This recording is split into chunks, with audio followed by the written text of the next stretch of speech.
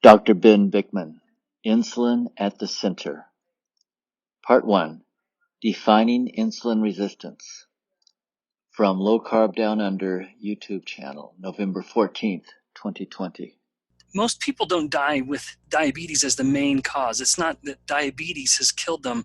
It's typically that the diabetes is aggravating or exacerbating or even outright causing a different situation.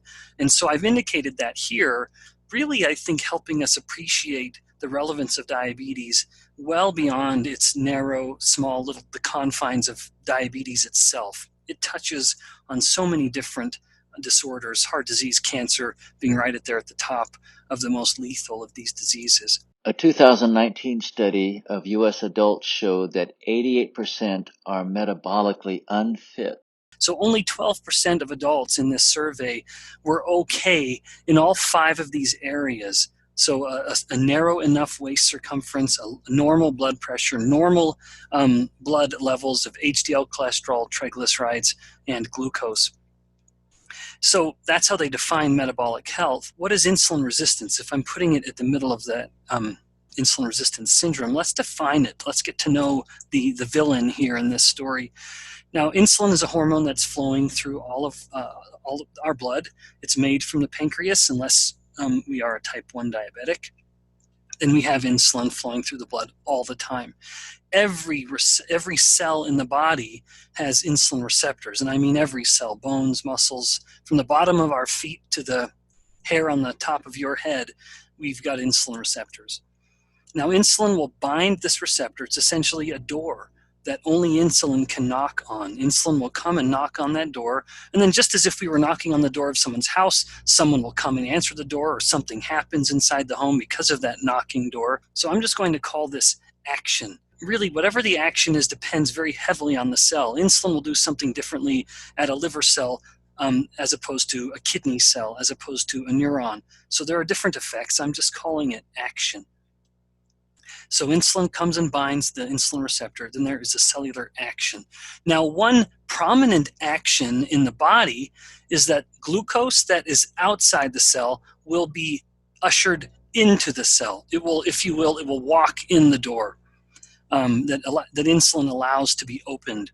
So blood glucose levels will come down when insulin is elevated. Now, over time, this action can be diminished, and this is one of the 2 important points to make about insulin resistance. It's that insulin has a diminished action. Now, this is not universal throughout the body, but it happens in a few important cells. So as this diminished action occurs, we have then consequences. One being that glucose starts to climb because the body, and this is especially relevant at the muscle, so when the muscle becomes insulin resistant, its ability to pull in glucose in response to insulin is compromised. And then insulin itself begins to elevate. Now, there is a part of a vicious cycle here. We've come to this point where if this given amount of insulin was not enough to do the effect, like, for example, lower blood glucose, so the body makes more insulin. Now, what was once a polite tapping at the door has become a pounding, and this is sufficient to overcome that diminished action in response to a given amount of insulin, and the action essentially goes to some degree normal. So there are 2 important takeaways in defining insulin resistance.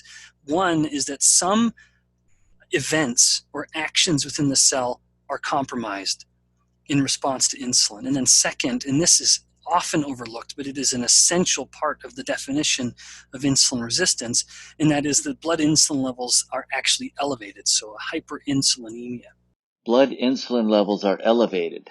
This is called hyperinsulinemia.